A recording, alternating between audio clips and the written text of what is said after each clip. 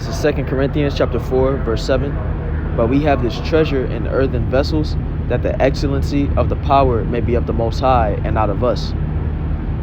First off, I want to give all praise, honor, and glory unto Yahweh, Bahashem, Yahweh Shai, Bahabachar Kadash. I want to give double honors to the apostles and elders of GMS who have taught us His word, teach us His word today. I want to give salutation unto the elect of the nation of Israel. This is the brother Yatazakbal, the GMS Nebraska camp. This is GMS Endeavor. And I want to, make this lesson really surrounded around this scripture here that says, we have these, this treasure, this truth, this knowledge in earthen vessels, which are, these bodies we are in. What it's saying is we are mere men, yet the Lord has put heavenly wisdom into us and given us the ability to see the future by way of understanding the prophecies of this book, by being able to interpret these prophecies and preach them unto our people and wake up our people by way of that ability, chant down this wicked kingdom that we're in by way of interpreting these scriptures. And this is a powerful thing, and it shows that this is not of us, it's of the Most High. And how does it show that? Well, like it says, this is a treasure, this is a heavenly thing that is with mere men. There's nothing special about us. We're just regular people that have been set aside for the purpose that the Lord has given us. Let's go to Jeremiah chapter 1, because this is a thing that has been done time and time again. The Lord has set up men through history to do this job. So let's go to Jeremiah chapter 1, verse 4. It says, "Then the word of the Lord came unto me, saying, Before I formed thee in the belly, I knew thee. And before thou camest forth out of the womb, I sanctified thee, and I ordained thee a prophet unto the nations."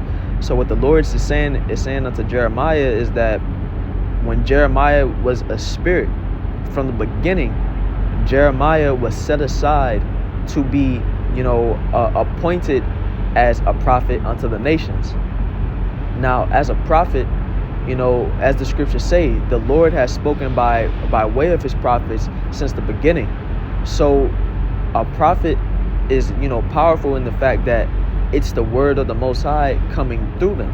But let's read on. It says, "Then said I, Lord Yahweh, behold, I cannot speak, for I am a child." So we see what Jeremiah is saying. He was a young man, and we can liken that to even us today. We are just men at the end of the day. There are instances where brothers will literally be young men in this faith, to where you have men that can't even get their driver's license, that's out there preaching on the highways and byways, that's making videos, where they have been ordained by the Lord to do so. And in our at the foundation of who we are, we just like everybody else on this planet. We just human. But let's read on. It says, "But the Lord said unto me, Say not, I am a child, for thou shalt go to all that I shall send thee, and whatsoever I command thee, thou shalt speak." So the Lord puts it in us, the words that we will speak. The Lord, equips us with His word, and that's a powerful thing. Because let's look at the power that the Lord endowed Jeremiah with. What did He say? He says, let's go to verse 9. It says, "Then the Lord put forth His hand and touched my mouth. And the Lord said unto me, Behold, I have put my words in thy mouth. See, I have this day set thee over nations and over the kingdoms, to root out and to pull down and to destroy and to throw down, to build and to plant." And what is that by way of? It's by way of the word of the Most High. Not anything literal that Jeremiah did, that he overthrew a kingdom, but he prophesied the downfall of multiple kings. He prophesied the downfall of, empires. So with that being said, it shows that this thing of ours isn't of us. This is a thing that the Most High has, He has decided to show forth His power using men as His vessels. And that shows how great the Most High is, because he can use anything that he wants to accomplish his will. The Most High could, if he wanted to, he could do it himself. If he wanted to, he could use angels. But it's, you would expect powerful things to be done by the Most High himself. You would expect powerful things to be done by angels. What the Lord decided to do is use mere men. And the fact that through mere men, powerful things are being done through men, things are being said that they are going to happen and they're coming to pass years before they happen. That shows the strength of the Most High. That shows that he can set anybody and anything he wants up to accomplish his will, and it's going to come to pass. Let's grab 2 Corinthians chapter 1 and verse 27, I believe. No, Salakia. I know it's somewhere in this. Oh, no, you know what? It might be 1 Corinthians. Yep, 1 Corinthians 1 and 26. So it says, for ye see your calling, brethren, how that not many wise men after the flesh, not many mighty, not many noble are called.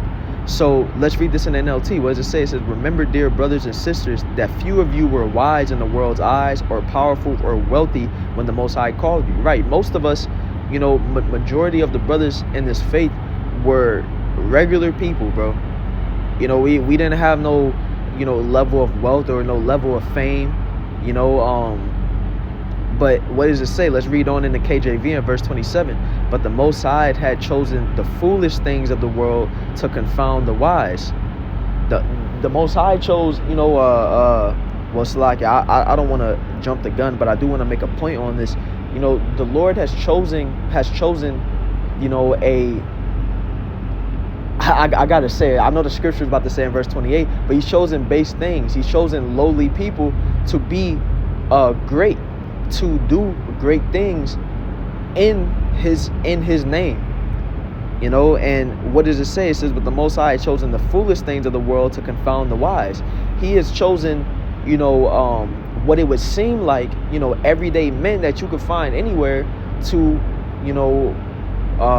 be behind the pulling down of the stronghold, which is this kingdom. Let's read on. It says that the Most High had chosen the weak things of the world to confound the things which are mighty.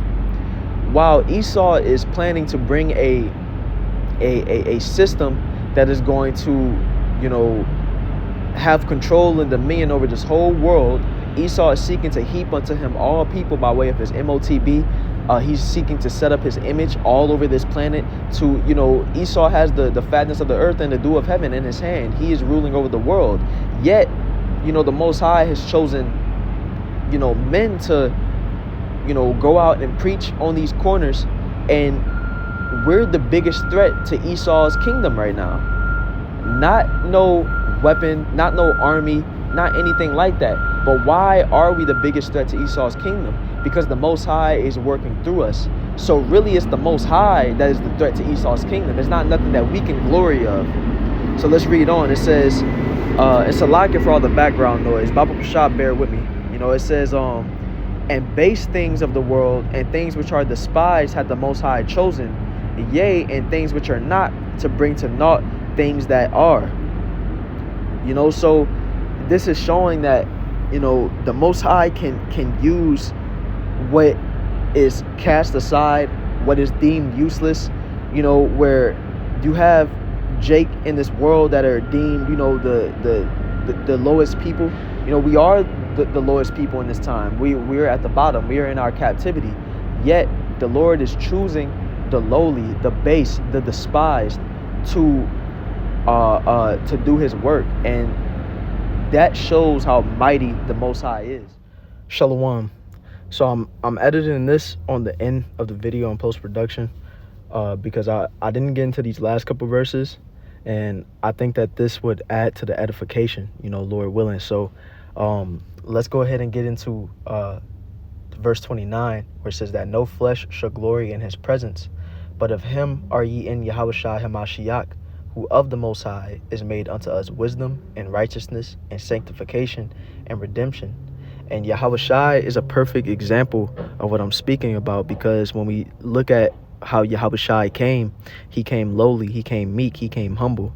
And Like I spoke of before, um, you wouldn't expect a, you know, someone who came how Yahweh Shai was coming to be the Messiah. You wouldn't expect you would expect someone, being boastful. You would expect somebody in a high seat of authority, or someone, riding in on a horse. Yahweh Shai rode in on a donkey, and that would have offended some, to where they seeing Yahweh Shai like, this is the guy that we're supposed to be, following. But it's the same way with, the prophets, to where the Lord didn't choose celebrities. The Lord didn't choose men of renown. He chose, base men to do great things through his power. And when we read, the things that are attributed to Yahweh Shai, what does it say? It says, who of the Most High is made unto us wisdom. He gave us the wisdom and knowledge of this truth. It says, in righteousness. He gave us the proper way to walk after the Most High Yahweh, the proper way to walk in righteousness, showing us a perfect example to emulate. It says, and sanctification, right? He made us holy. He sanctified us. He made us back close. Well, the elect, he opened up a door for us to become, back close to the Most High through Yahweh Shai himself, which goes into the last thing. It says redemption, because we were lost in sin. We were cast away as a people, but through Yahweh Shai, he brought us back. And so with that being said, that just goes to show that even though Yahweh Shai was not, when he came down on earth, he didn't come mighty. He came low. He came humble. But the Most High, through Yahweh Shai, has done great things. Yahweh Shai is going to come back as, the king, the ruler of everything under the Most High. But let's read in verse 31. It says that according as it is written, he that glorieth, let him glory in the Lord. So like I mentioned before, this isn't anything of us. It's the Most High showing what great things he can do with, with base things, and he doesn't need people of great strength, great intellect, great renown. He can put his wisdom, he can put his power in whomever and whatever he wants to accomplish his will.